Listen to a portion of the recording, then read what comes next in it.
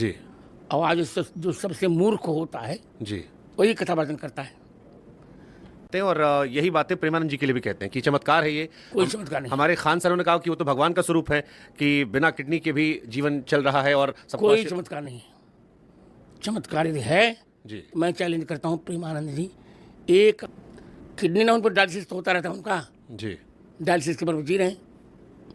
यदि कुछ करना ही है तो इस भारतवर्ष में रहने वाली उन बेटियों के लिए कुछ करिए जिनके साथ आए दिन, हर साल, हर महीने, हर दिन उनके साथ दुष्कर्म हो रहा है, उनके साथ बलात्कार हो रहा है। कभी उनके लिए आकर बोलिए, कभी उनके लिए सामने आकर कुछ बोलिए, उन्हें न्याय दिलाइए, उन आरोपियों को, उन दुष्ट आत्माओं को सजा दिलाइए, तब माने कि आपकी उपाधि, आप जगत गुरु हैं।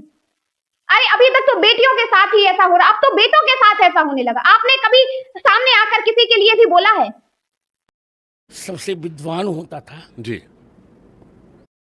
आज की सबसे बड़ी विडंबना ये है जी। कि पहले जो सबसे विद्वान, आजकल सोशल मीडिया में कई लोग ऐसे हैं जो वृंदावन आते हैं और यही बातें प्रेमानंद जी के लिए भी कहते हैं कि चमत्कार है ये। कोई चमत्कार नहीं, हमारे खान सरों ने कहा कि वो तो भगवान का स्वरूप है कि बिना किडनी के भी जीवन चल रहा है और सबको कोई चमत्कार नहीं।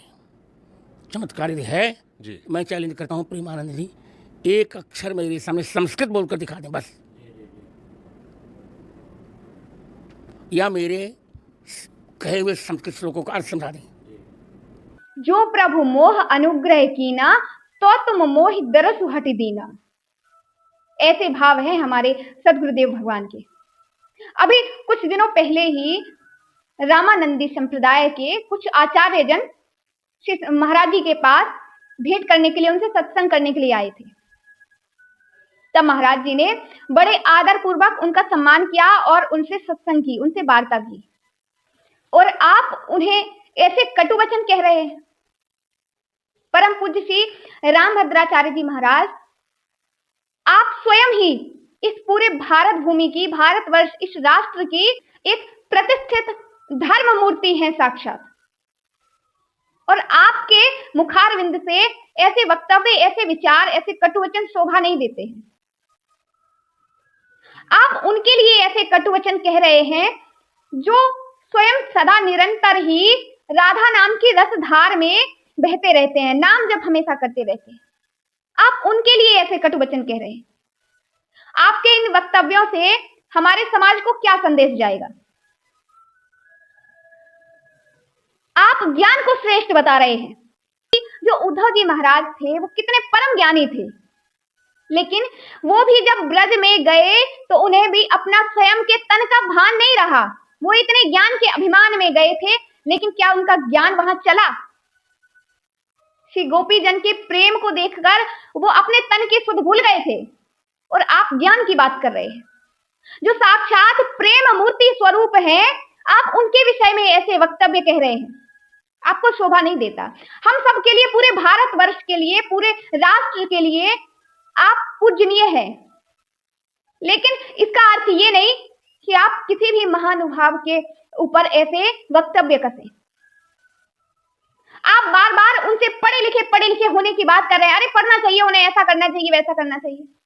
उन्हें आवश्यकता ही क्या है? पढ़ लिखने के बाद हर जीवन के इस संसार में जो भी व्यक्ति जन्म लेकर आता है, उसका एक ही कर्म होता है, भगवान की प्राप्ति, भगवत दर्शन, जो कि उन्हें हो गई है। तो उन्हें क्या करना पढ़ लिख कर?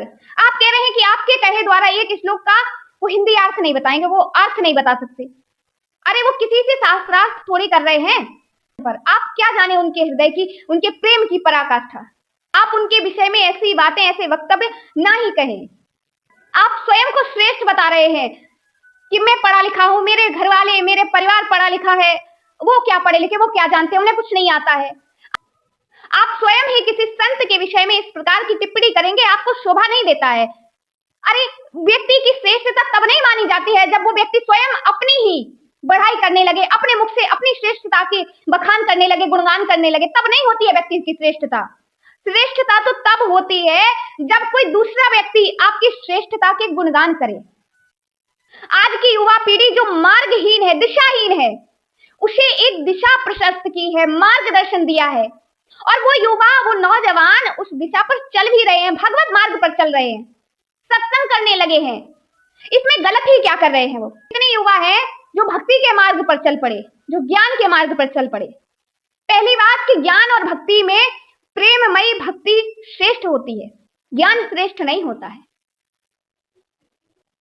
जिस व्यक्ति के हृदय में अभिमान होता है वही व्यक्ति स्वयं की श्रेष्ठता का बखान करता है। जिसमें अभिमान नहीं होता है वो व्यक्ति हमेशा स्वयं को अधम और नीच ही मानता है, और भगवान उसी व्यक्ति को स्वीकार करते हैं जो स्वयं की श्रेष्ठता नहीं बखानता है। देखिए, यदि वो प्रचार प्रसार कर रहे हैं तो इसमें बुरा क्या है? वो भक्त जनों की कितने साधु संतों की सेवा चलती है वहां, आप क्या जानते हैं? आप कभी गए हैं, उनसे मिले हैं, कभी उनके दर्शन हुए हैं आपको? आप इस प्रकार टिप्पणी नहीं कर सकते हैं उन पर। आपसे गलती हुई है, हम जानते हैं, हमारे लिए वो भी पूज्य हैं और आप भी पूज्य हैं। हमारे लिए सभी आचार्य चरण उतने ही पूज्य हैं जितने हमारे सदगुरुदेव भगवान हैं, लेकिन वो कभी किसी पर इस प्रकार की टिप्पणी नहीं देते हैं। आपने जगत गुरु की उपाधि भी लेकर क्या कर दिया, कितने नौजवानों का जीवन परिवर्तित कर दिया।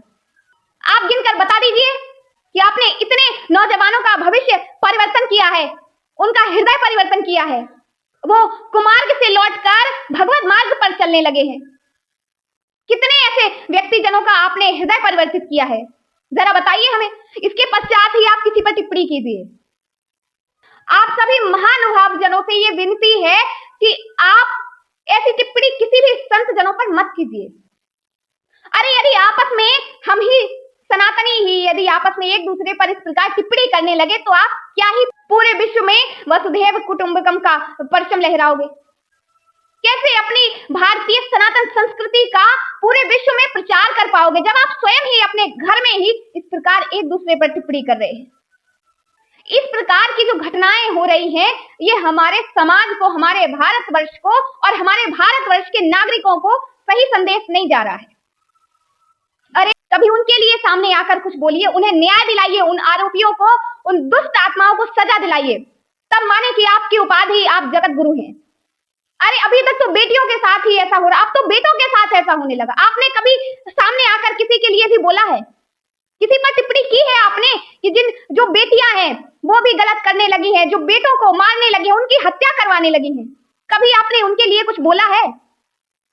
अरे जगत गुरु की उपाधि लेकर केवल बैठने से कुछ नहीं होता है।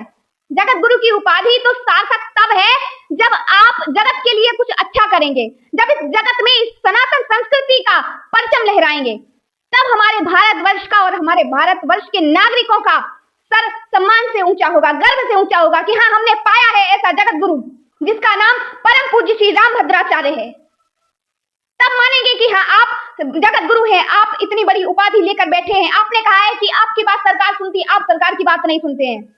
अरे सरकार सुनती है तो आप कहिए ना, न्याय दिलाइए हमारी उन बेटियों को जो आज तक कोर्ट कचहरी के चक्कर काट रही हैं, जिनकी कोई गलती नहीं, जिनका कोई अपराध नहीं, जिनका कोई दोष नहीं है। कभी आपकी नजर उन पर तो गई नहीं है, कभी उनके लिए तो आपकी जबान से कुछ निकला नहीं है। आप चले हैं किसी संत महात्मा जन जो किसी का अहित नहीं कर रहे हैं, सभी आत्माओं को सतमार्ग पर चलाने का प्रयास कर रहे हैं, आप उन पर टिप्पणी कर रहे हैं। यदि हमारी वाणी ने आपको ठेस पहुंचाई हो तो कृपा करके हमें क्षमा कीजिए। दोनों गुरुजनों से हमारी प्रार्थना है कि इस वाद विवाद को यही समाप्त किया जाए, और यदि कुछ करना ही है तो इस विश्व में सनातन संस्कृति का परचम फहराइए। के लोग आते हैं कि इमेज रिवाइव हो जाएगी, ये परंपरा ठीक है जो खेसारी ने विषय उठाया? ठीक है। देखिए मैं फिर कर जा रहा हूँ जी, ये वृंदावन है, ब्रज अयोध्या है, सब तो हैं जी, मैं प्रेमानंद से द्वेष नहीं रखता हूँ, जी, फिर कर रहा हूँ मेरे बालक जैसे, पर मैं उन्हें न तो विद्वान कह रहा हूँ, जी, न साधक न चमत्कारी। और मैं फिर कर रहा हूँ, चमत्कार उसको कहते हैं जो शास्त्रीय चर्चा पर साधिकार हो। वो राधा बल्लभ भी हैं, जी, राधा सुधान के श्लोकार्थ भी ठीक से बता दें।